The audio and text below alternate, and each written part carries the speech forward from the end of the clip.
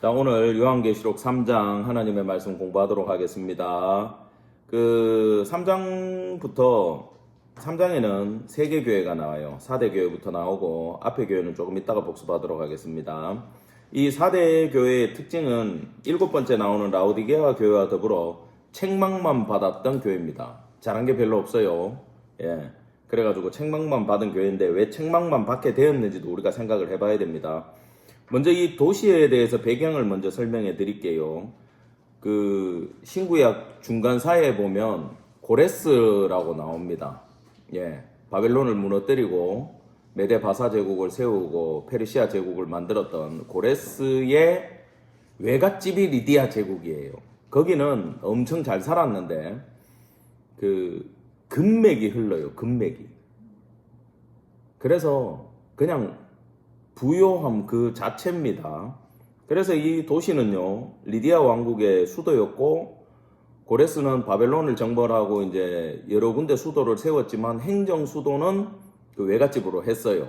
그래서 이 4대 교회가 있던 그 도시가 행정 수도가 됐고, 알렉산더가 나중에 이 땅을 또 정복했고, 로마가 또 정복을 했습니다. 그리고 지역적으로 이 세면이 450m 높이의 절벽 위에 세워진 도시예요. 그러니까 적들이 쳐들어올 수 있어요, 없어요? 잘 못 쳐들어오겠죠. 상대적으로 굉장히 안전하고 요새로서의 전략적 가치가 있는 도시였습니다.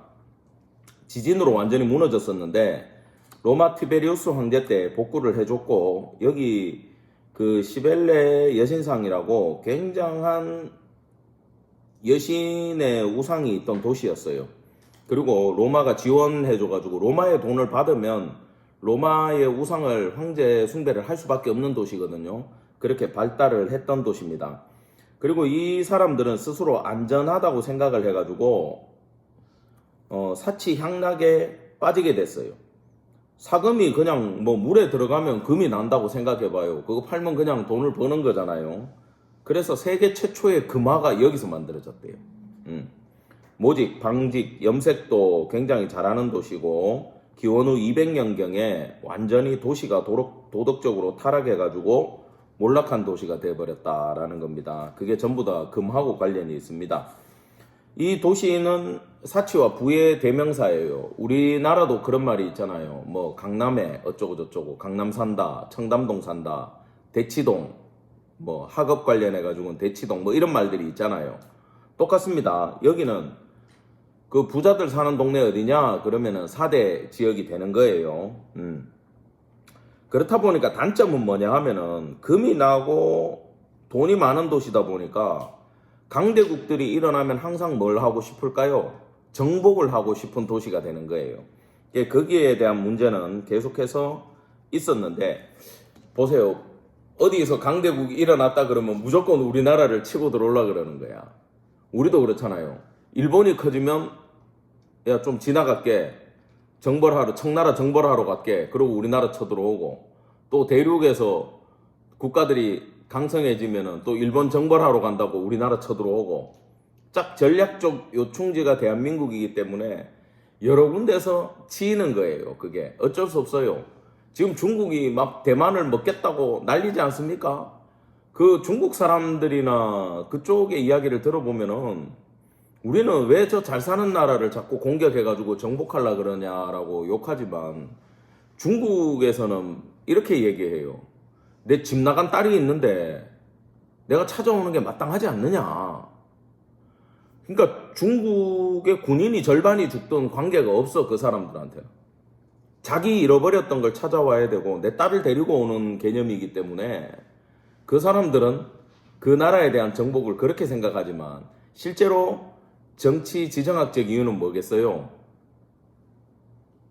미국이 맡고 있는 태평양을 진출할 수 있는 교두보가 되는 데가 대만밖에 없기 때문에 거기를 치고 들어가는 거예요. 그리고 거기를 대만 해역을 장악하는 자가 사실은 아시아 패권을 잡을 수 있어. 왜?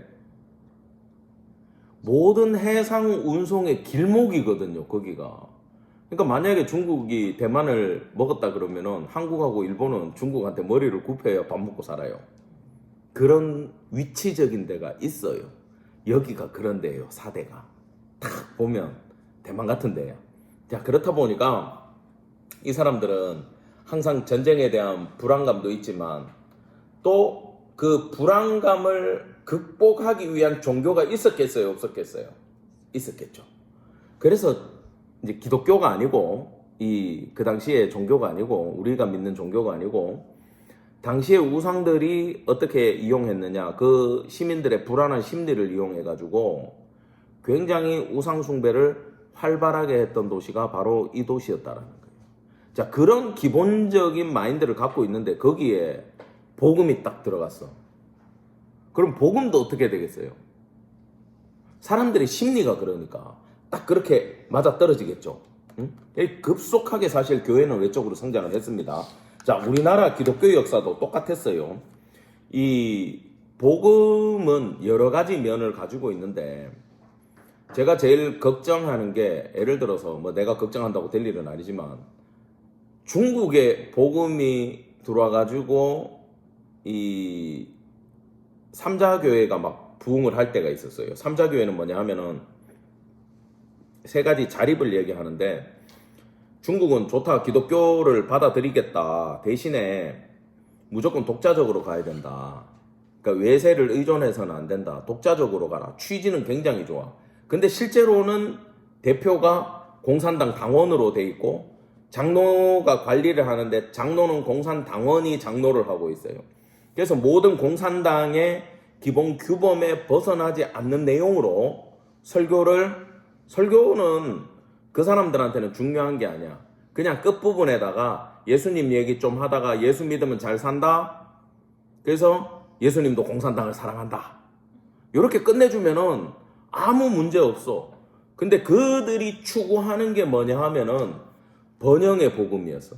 중국도 경제 개발을 엄청나게 했지 않습니까? 그러니까 잘 먹고 잘 살자라는 복음이 들어와가지고, 실제로 아는 선배 목사님이 상해교회에 삼자교회에 설교를 맡아가지고 갔는데, 이분은 외국 계열이에요. 그래서 이 동양에 대해서는 잘 몰라. 한국어는 잘 하시지만. 근데 삼자교회에 설교해달라 그래서 서울에 큰 교회 하고 계시니까 거기를 찾아갔어요. 찾아갔는데 갔다 오더니 부목사들한테 막 욕을 하는 거야. 야, 니들 성교비 중국에 지출해야 된다고 내한테 맨날 결제 받아가지고 가더니 거기 성교비 지출할 필요가 뭐 있어? 사람들이 그렇게 예수님을 찾고 아멘 아멘 하고 중국 사람들이 내 설교 통역해가지고 난리가 나고 뒤집어지고 수천 명이 모이더만 선교사들 많은 거야? 그 얘기를 듣고 제가 막 속에서 불이 올라와가지고 너무 실망을 했어요. 그때 그 목사님한테. 야, 정말 영적인 분별력이 1도 없구나. 그게 뭔지 아세요?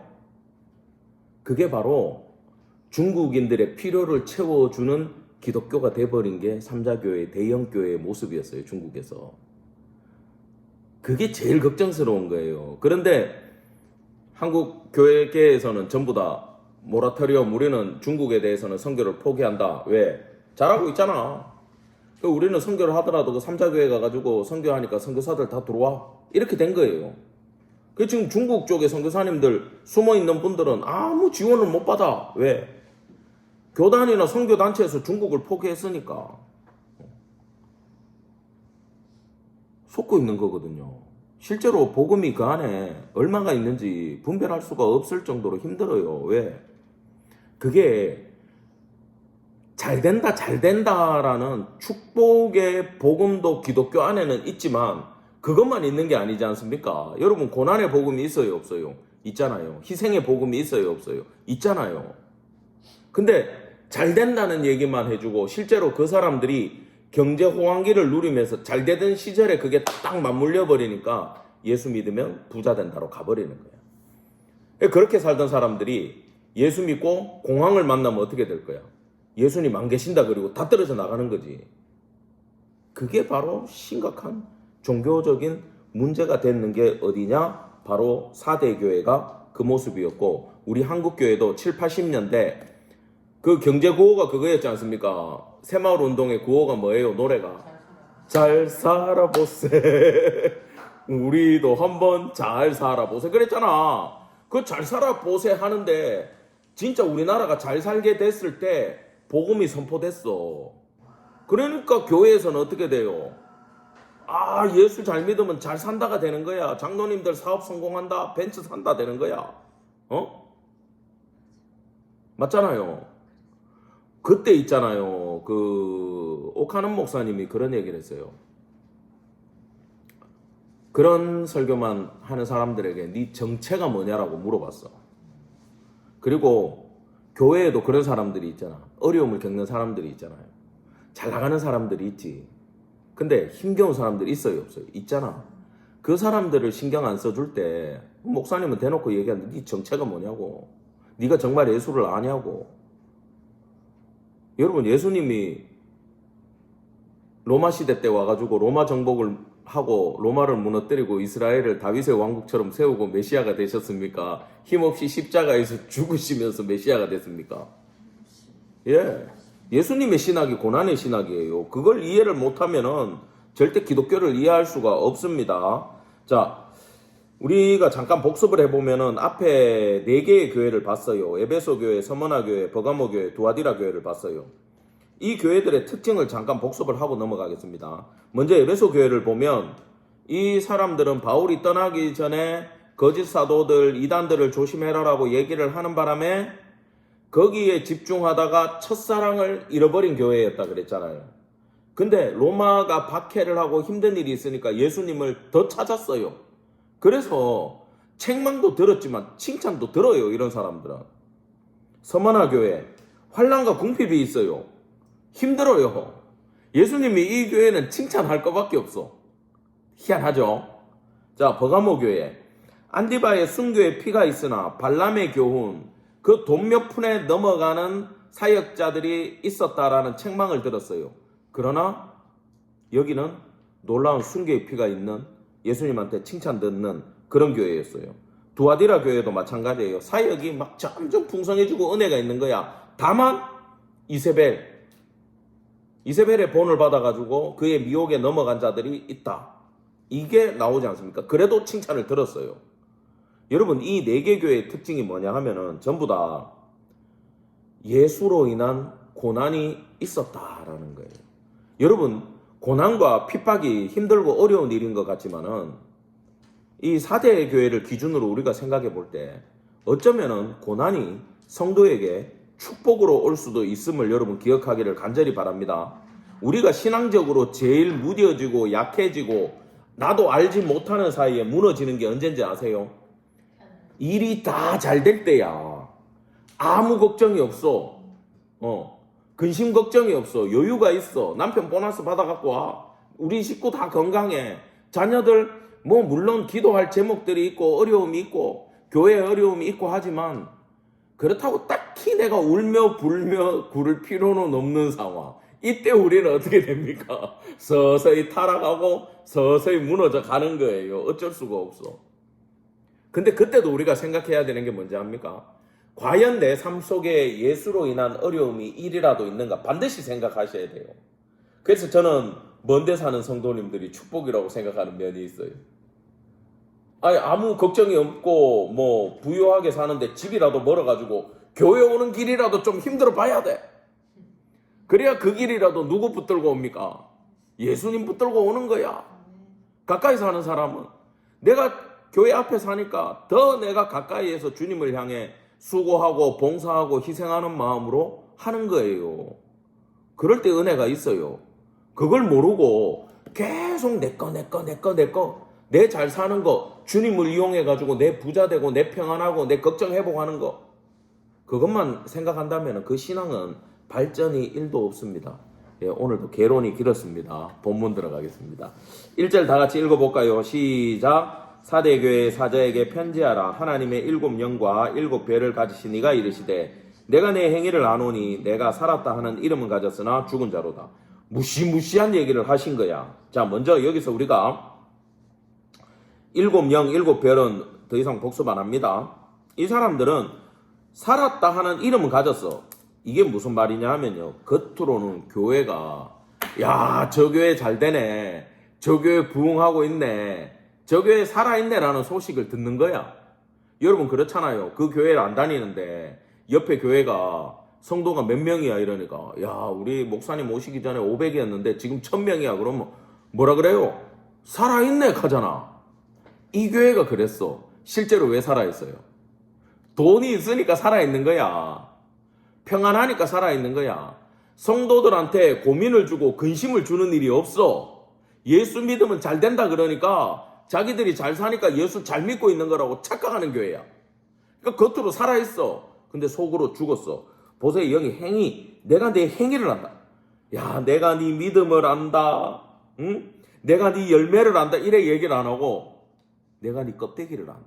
여러분 이거 심각한 얘기예요. 여러분 열매를 안다 이 소리를 들었어야 돼. 열매는 나무의 정체성이거든. 근데 행위는 껍데기를 말하는 거거든요. 열매가 있어요.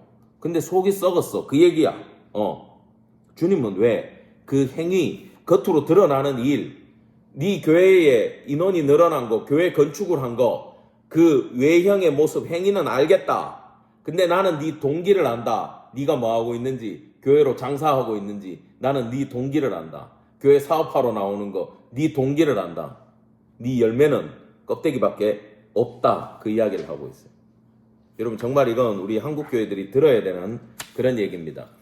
자, 살았다의 반대가 뭐예요? 죽었다죠. 그죠? 그러면 살았다 죽었다, 네가 살았다 죽었다, 이거는 크기를 얘기하는 게 아니라 그 안에 뭐가 있다 없다? 생명력.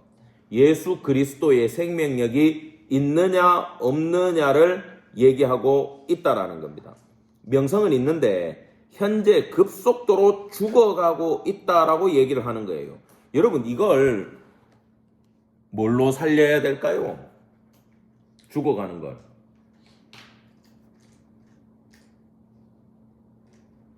자, 에베소서 4장 18, 19, 20절 같이 읽겠습니다. 시작.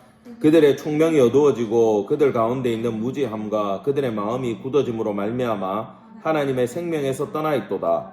그들이 감각 없는 자가 되어 자신을 방탕에 방임하여 모든 더러운 것을 욕심으로 행하되 오직 너희는 그리스도를 그같이 배우지 아니하였느니라. 아멘. 자, 보세요.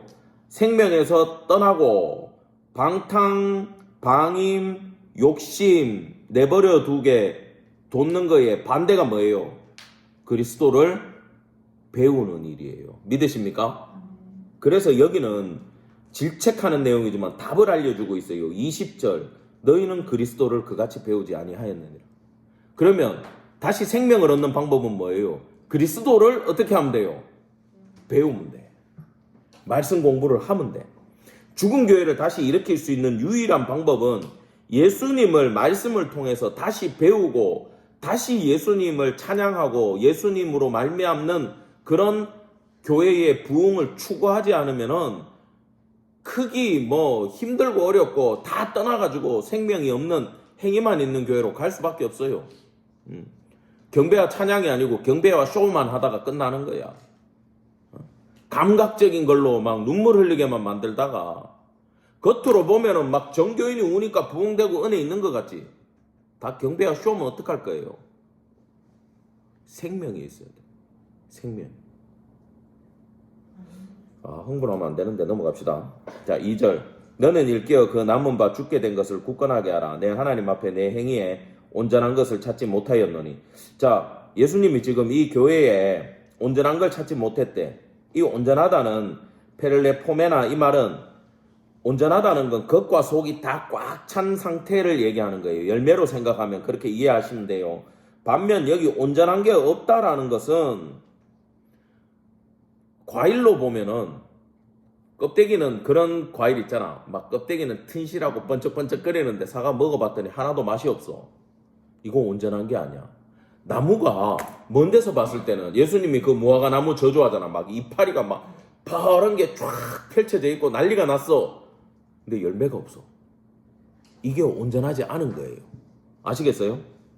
겉모습만 있는 거. 그 교회에 교인은 많은데 성도가 없다라는 거는 무슨 말이냐 하면 이 교인과 성도의 차이가 있어요. 교인은 그냥 교회에 앉아있는 사람을 말하는 거야. 근데 신자, 성도 이건 뭐예요? 따라합시다. 신앙 고백을 통고한 자. 네. 예수의 십자가 보혈, 그 피를 통과하고 나온 사람들. 그러니까 흔히 뭐 이단들은 그래 얘기한다면서요. 당신 구원 받았습니까? 언제 주님 만났습니까? 이래 얘기를 하잖아. 언제 구원 받았는지 몰라도 관계없습니다. 예수님의 생명을 내가 전가받았다라는 그 확신이 말씀과 기도와 신앙생활 가운데 내가 느끼면서 살아가야 돼요. 오늘도. 그게 살아있는 사람이고 그게 성도고 그게 신자예요. 믿는 사람은 그걸 말하는 거예요. 예수의 피가 내 속에 흘러야 돼. 그 은혜의 감동이 흘러야 돼.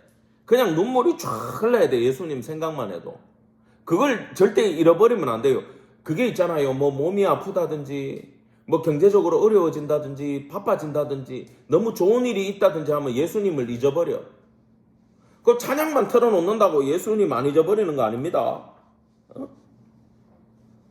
여러분 4대 교회가 얼마나 잘 살았어요. 걱정이 뭐 있어.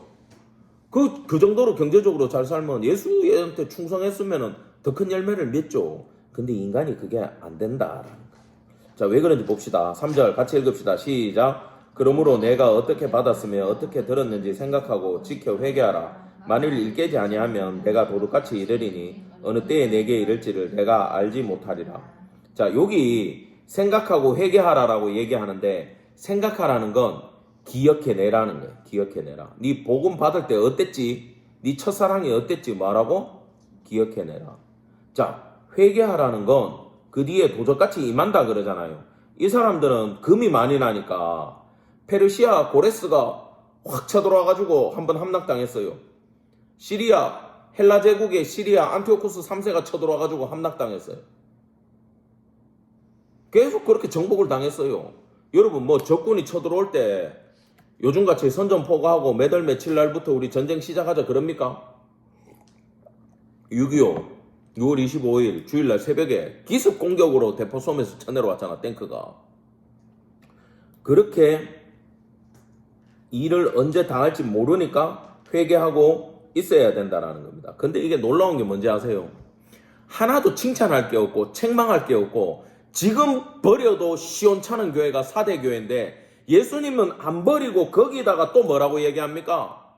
회개하고 다시 돌아와라. 마지막 은혜를 그 교회에 베풀어 주고 있는 거예요. 그래서 교회는요 항상 이런 상태가 돼요. 그때마다 내가 생각해야 되는 건 내 속에 생명을 갱생해야 돼. 내가 죽은 것 같이 힘이 없고 내 영적으로 힘이 없어 그러면 다시 예수의 말씀으로 돌아가고 그 은혜를 받아가지고 내 생명이 살아나는 걸 주님 안에 경험을 하고 다른 성도들도 이렇게 살려야 되고 예수 안 믿는 사람도 이렇게 살려야 되는 새 생명이 필요한 건데 여러분 그 길은 쉬울까요? 어려울까요? 엄청 어려워요.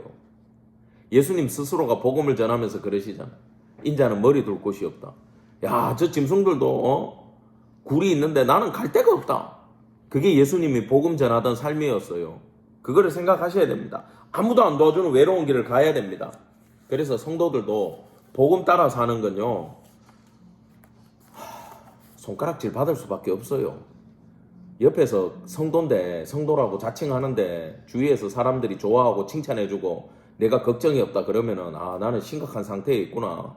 내 행위에 문제가 있구나 생각을 하셔야 됩니다.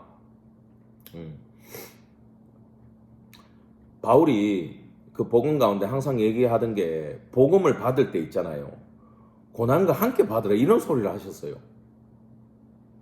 그렇다면은 지금 정말 예수의 복음대로만 행하면 정말 이 부분만 생각하면 전도가 안 돼야 되는 게 맞고 어느 새신자가 교회 처음 다니는 애가 야 예수 믿는 길은 고난의 길이야 올래 그러면 누가 오겠어? 그리고 잘 믿는 사람들한테도 자꾸 고난의 신학을 얘기하면 그 사람들 떠나지 남아있겠어요? 야 헌금해도 소용없다 우리는 고생한다 불교로 가자 이래야 되는 거야. 그랬던 선배 목사님이 그러더라고. 문 닫는 교회가 안 나오면 정상인 교회들이 아니다라는 거예요. 이해가 됩니까? 여러분 신앙생활 힘들어야 되고요. 목회 힘들어야 되고 교회 개척 힘들어야 돼요. 난 지금 개척하고 있어서 잘 알아요.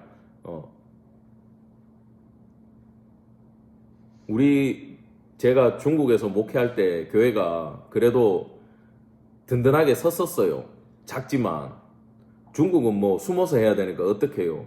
그래도 진짜 한때 밥 먹을 자리가 없고 앉을 자리가 없을 정도로 부흥되고 재정적으로도 든든한 교회고 선교도 많이 하고 그랬어요. 3군데 돕고 그랬어요. 그때 선교지에 있는 교회가 그랬어요. 한국으로 주님이 들어가라 그러는데 들어가기 싫어요. 그러니까 나는 계속 어떻게 했는지 아세요? 안 들린다 그러고 있었어. 왜? 힘든 일이 기다리고 있으니까. 근데 강권하시는 주님의 역사 앞에 순종 안 할 수 있습니까? 들어왔어. 1년 됐어요. 엄청 힘들었어요. 왜요? 한다고 하고 말씀대로 하고 FM대로 하는데 아무도 거들떠 보지를 않아. 왔다가 그냥 가. 기억나죠? 왔다가 가죠 사람들. 뿌리를 못 내려. 전도 우리 집사님들이 나가서 전도를 해도 다 그래. 부담돼서 못 가겠다. 왜? 교회가 힘들어 보이니까 내가 가면 돈 내야 될 것 같고 봉사해야 될 것 같고 그래 야 네 초신자인데 네 안 시킨다 걱정하지 마라. 그래도 걱정들 해. 그 걱정해주는 마음은 고마워. 안 오는 게 당연한 시대를 우리는 살아가요. 왜? 그 사람들한테 영적인 갈급함이었거든. 근데 있잖아요. 시간이 더 지나고 우리가 예수의 생명에 충만하게 돼가지고 넘쳐나고 예수로 인해가지고 예배의 기쁨이 넘치고 예수로 인해가지고 얼굴이 달라지잖아요. 그럼 사람들이 여러분한테 물을 거예요. 근데 그때까지 버티면서 가셔야 되는 거예요. 믿으십니까? 아멘. 힘든 일이지만 정말 문 닫을 일이고 예수님이 조금 더 안 도와주면 우린 바로 문 닫아야 되는 형편이지만 그럼에도 우리는 그 어려운 길을 가야 된다라는 거예요. 그래서 바울이 그러잖아요. 복음을 받고 개척하는 일은 고난의 길이다. 근데 뭐 우리 주님이 원하시면 가야죠. 그래요, 안 그래요? 네. 자, 우리가 교회 나오는 동기는 여러 가지가 될 수 있습니다. 그죠? 내 친구들 중에 목회하는 친구들 많지만 내가 물어봐서 야 모태신앙도 아닌데 왜 교회에 나왔냐 그러니까 야 그 교회 자매들이 많다 해가지고 내가 고등학교 때 그 교회에 갔지. 그러다가 내가 수련회 때 예수님을 만났지. 그랬구나. 여러분 동기는 나는 비즈니스로 온다. 나는 사람들 만나러 온다. 난 영업하러 온다. 나는 친구가 없어서 온다. 외로워서 온다. 좋아요. 왔으면 누구를 만나야 돼? 예수님 만나면 돼. 왜 왔는지는 상관없어. 그 교회에서 생명력을 발견하면 되는 겁니다. 근데 이 4대 교회는 부귀영화 가운데 잘 들으셔야 돼요. 자신의 영적인 만족감을 충족하기 위해서 내가 이래 큰 교회 다니는 교인이다라고 내세우기 위해서 내가 이렇게 부흥하는 교회에 헌금하는 사람이다 얘기하기 위해서 신앙생활 하다가 다 죽어버렸어요. 여러분 이 부분을 반드시 기억하시기 바랍니다. 자, 4절에 보면 그러나 그 옷을 더럽히지 아니한 몇 명이 있는데 그 사람들은 결국 흰 옷을 입을 것이고 나와 함께 다닐 것이고 그 사람들은 합당한 자들이다. 자, 그러면 우리가 이 흰 옷을 배워야 되는데 이거 요한계시록 7장 22장에 계속 나와요. 제가 읽어만 드릴게요. 7장 13, 14절 장로 중 하나가 응답하여 나에게 이르되 이 흰옷 입은 자들이 누구며 또 어디서 왔느냐? 내가 말하기를 내 주여 당신이 아시나이다 하니 그가 나에게 이르되 이는 큰 환난에서 나오는 자들인데 어린 양의 피에 그 옷을 씻어 희게 하였느니라. 아멘. 뭡니까? 옷이 피 묻으면 빨개져야 되는데 옷이 흰 옷이래. 그러면 이 흰 옷을 입은 자는 환난과 고난과 핍박을 뭐한 자들이에요? 통과한 자들. 신앙 고백으로 통과한 자들을 얘기합니다. 믿으십니까? 여러분 그 4대 교회도 이런 사람이 소수는 남아 있었다라는 거예요. 자, 22장 14절 제가 읽어드립니다. 자기 두루마리를 빠는 자들은 복이 있으니 이는 그들이 생명나무에 나아가며 문들을 통과하여 성에 들어갈 권세를 받으려 함이로다. 자, 생명나무 예수 그리스도 앞에 나가고 천국 문을 열고 들어가고 예수 그리스도의 신부로서의 예복이 흰옷이고 그 통과할 수 있는 흰돌이 이거예요. 오케이? 딱 이해되죠 이제? 문을 열쇠 흰돌이 예수고 그러면 흰옷 입은 사람들은 항상 누구와 함께하는 자들이야? 그렇죠. 예수님의 보혈로 씻음 받은 자들이고 예수님 붙드는 자들이 흰 옷 입은 자들입니다. 자, 이 사람들은 5절입니다. 이기는 자는 이와 같이 흰 옷을 입을 것이고 그 이름을 생명책에서 결코 지우지 않고 아버지 앞과 천사들 앞에서 내가 그 사람들을 시인하겠다. 테러범들이 지금도 가끔 중동에 여행 잘못 가다가 붙잡혀가지고 테러 당하는 일들이 있는데 그 이슬람 무장 세력들, 극단주의자들 아프리카에도 있어요. 이 사람들이 어떻게 하냐면 제일 먼저 물어보는 게 네 종교가 뭐냐 물어봐. 그래 나는 뭐 이슬람 알라를 믿는다 하면서 하면 집에 가라 이렇게. 진짜 난 기독교다 불교다. 일단 알라를 안 믿으면 다 사형이야. 바로 못 빼버려. 그 다음에 네 국가가 어디냐 그걸 물어봐요. 국가보다 뭘 먼저 물어봐요? 종교를 물어봐요. 그게 그 극단주의자들의 기준이에요. 근데 실제로 그 상황에서 난 예수님 믿습니다. 영어로 I'm Christian 이러잖아. 나 코리안 패스터다. 이러면 어떻게 되겠어? 죽음이지. 근데 코리안 패스터에 대해서 감정이 좋은 나라가 있더라고. 내가 가보니까. 제가 여러분들 영상으로 이렇게 봐도 딱 어느 나라 사람 같이 생겼어요. 눈이 부리부리한 게 머리 이래가지고. 웃지 말고. 아랍? 아랍은 아니지. 중국 사람 같잖아. 안 그래요? 아니구나. 감사해요. 한국 사람 같아요. 또 그건 아니야? 제가 중국 사람 같이 생겼나봐. 그래서 제가 마다가스카르 선교지에 방문하는데 거기 선교사님이 신신당부하더라고. 니 절대 거기서 중국말 하면 안 된다. 그 다음에 니 신분을 물어보면 니 무조건 코리안이라 그러고 코리안 패스터, 미션팀 그걸 절대 까먹지 마라. 무조건 그 이야기 해라. 왜 저러지 그랬어. 딱 도착하니까 야 비자 발급해 주는 데서 이러는 거야. 이건 뭐예요? 뒷돈 달라는 거야. 근데 내가 뭐라 그랬겠어? I'm Korean Pastor 미션팀 이랬어. 그러면 얘들이 아 하고 알아들어. 그 다음에 삥도 안 뜯어. 근데 차이니즈 익하잖아. 그건 무조건 이거야. 그래서 내가 나중에 나가서 물어보니까 중국 애들이 돈 좀 벌고 사업하러 아프리카에 오니까 귀찮고 붙잡으니까 계속 10불씩 던져주고 지나갔대. 그러니까 무조건 중국 애들 오면 뭐예요? 돈 달라 그러는 거야. 근데 코리안 미션팀 가면 아 이 사람들은 우리한테 복음을 전해주러 온 사람들이니까 뭐야 통과. 저 돈 없다 이래 된 거야. 알겠어요?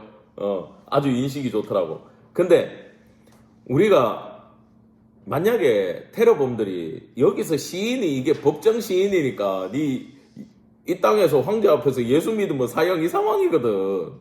거기서 시인한 자들을 나중에 예수님이 뭐 한대요? 천국에서 내니 안다 그런다는 거야.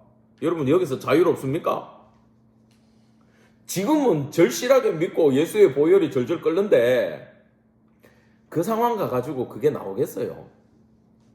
두렵죠? 오늘 그거에 대해서 설명해 줄 시간이 있을지는 모르겠지만 그 방법이 있어요. 봅시다. 자, 6절 다 같이 읽읍시다. 시작. 귀 있는 자는 성령이 교회들에게 하시는 말씀을 들을지어다. 아멘. 자, 지금 화자는 누구? 성령. 그 다음에 청자는 교회. 헷갈릴까봐 정확하게 계속 해주죠. 그럼 이건 지금 누가 받아야 돼요? 우리 교회 내가 받아야 되는 말씀임을 기억하시기 바랍니다.